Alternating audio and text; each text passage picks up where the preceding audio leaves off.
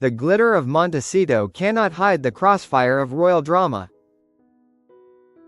In a span of just 8 days, the Duchess of Sussex has been dragged into a firestorm that has everything: family tragedy, media snubs, and a tense synchronization controversy that pits her ambition against the vulnerability of the king. This is not the quiet run-up to Christmas that Meghan Markle hoped for. It is a brutal immersion into the soap opera of her life, where every attempt at peace is immediately torpedoed by fate and the press. Family Man Girl: The Philippines Emergency, the cost of estrangement. The relentless pursuit of privacy in California was violently interrupted by a medical crisis thousands of miles away, forcing Meghan to confront the deeply fractured relationship with her father under the glare of the global media spotlight. If Meghan Markle hoped for a quiet run-up to Christmas 2025, the last week has been a brutal reality check. In the space of just 8 days, the Duchess has been pulled back into the soap opera of her estrangement from her father, only to find herself accused of upstaging the king during his most vulnerable moment. The immense psychological pressure of this dual crisis is almost unimaginable. The personal anguish of a father's severe illness colliding with the institutional expectation of deference to the monarchy creates an impossible situation where the Duchess is damned if she does and damned if she doesn't.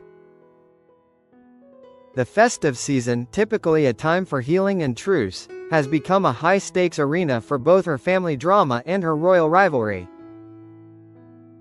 Thomas Markle, 81, underwent an emergency leg amputation last week in the Philippines as he said he wishes to meet his grandchildren, Prince Archie, 6, and Princess Lilibet, 4, as well as Meghan's husband, Prince Harry. The severity of the medical event, an emergency leg amputation, is stark and sobering, a life-changing event. Yet, even from his hospital bed, Thomas Markle's words are immediately co-opted and weaponized by the media: his wish to meet his grandchildren. This statement shifts the narrative from his physical pain to Meghan's emotional culpability, using the innocence of the children as powerful, public leverage.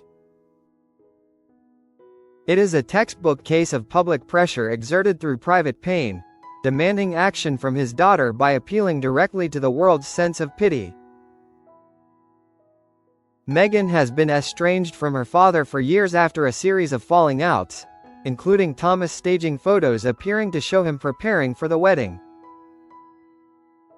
The fallout saw him pull out of his daughter's wedding just days before the ceremony in Windsor, citing health problems. The foundational cause of the estrangement, the infamous betrayal of the staged paparazzi photographs, is the crucial context that often gets buried. This single act of commercializing a deeply personal moment created a chasm of distrust that was, arguably, irreversible. The subsequent inability of Thomas to attend the wedding, regardless of the health reasons cited, cemented the public perception of the fractured family, making the current crisis an agonizing echo of the past. No cell phone: the communication labyrinth, trusted contacts versus tabloid friends. The controversy intensified due to the confusion and conflicting reports over the attempts at communication between father and daughter, a scenario that was perfectly set up for maximum difficulty. The chaos began when Meghan's father Thomas was rushed to hospital in the Philippines, where he now lives full-time. While sources close to the Sussexes claimed Meghan had tried to reach out, reports from Thomas' bedside painted a different picture. The Mail on Sunday claimed the recovering patriarch was confused and had received silence from his daughter. This immediate clash between the Sussexes' narrative of outreach and the reports of silence from the hospital created a devastating "he said, she said" narrative that only benefits the media feeding frenzy. The reported silence from the Duchess is the perfect ammunition for her critics, regardless of the genuine logistical obstacles she faced.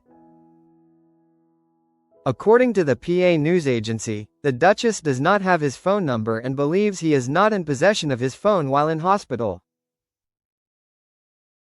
Her team confirmed she had in fact emailed her dad, but the paper reported that he never uses email. This sequence of events reveals a simple but devastating truth: the established channels of communication are non-existent. The Duchess team was forced to rely on impersonal methods like email, only to be told he is digitally unreachable. The lack of a direct, working phone number symbolizes the irreparable damage done to their bond. It then emerged that a Mail on Sunday reporter had been at her father's bedside throughout his illness, according to her spokesperson. The Daily Mail's parent company DMG said in a statement that Thomas Markle had contacted their journalist Caroline Graham when he was taken ill in the Philippines and asked her to travel from LA to be with him. As well as being a journalist, Caroline has been friends with Mr. Markle since 2018, DMG said. She has been with Mr. Markle in hospital every day, providing him with care and support. This is a shocking revelation. The father of the Duchess, in his most vulnerable state, deliberately chose to invite a journalist from the very media conglomerate that his daughter had legally fought to be his confidant and caregiver. This action not only complicates, but actively politicizes every interaction, ensuring that any message between father and daughter is immediately filtered, spun, and broadcast for public consumption. Meghan's team confirmed that a letter had finally been delivered safely into his hands via trusted contacts, bypassing the journalist at his bedside. But critics branded the letter a press release rather than an olive branch, with royal commentator Richard Fitzwilliams calling the situation decidedly dysfunctional. The successful delivery of the letter via trusted contacts, a kind of covert operation to circumvent the reporter, is a final, desperate attempt to reclaim a shred of genuine privacy. Yet, even this carefully executed move was instantly dismissed by critics as a staged press release. As Richard Fitzwilliams summarized, the entire scenario is decidedly dysfunctional, a perfect description of a family drama consumed and distorted by the relentless media apparatus. Crown the accusation of upstaging, ambition versus vulnerability. Just as the family drama reached its climax, the Duchess faced a new, institutional crisis: the unforgiving accusation of deliberately distracting from the King's cancer update. Just as the dust was settling on the drama, the focus shifted to King Charles after he issued a rare update into his cancer journey. The monarch shared good news after initially revealing his diagnosis in February 2024. According to Buckingham Palace, the King's recovery has reached a very positive stage and he has responded exceptionally well to treatment, so much so that doctors will now move his treatment into a precautionary phase. This was a moment of profound national importance and collective relief. The palace's announcement that the king had responded exceptionally well to treatment, allowing his care to shift into a precautionary phase, was a cause for national celebration and served to reaffirm the stability of the crown. This was the king's moment, one of shared vulnerability and triumph. But hours before the broadcast aired, phones lit up in Montecito after Meghan returned to Instagram with an announcement that Archewell Productions was partnering to executive produce a documentary about Girl Scouts.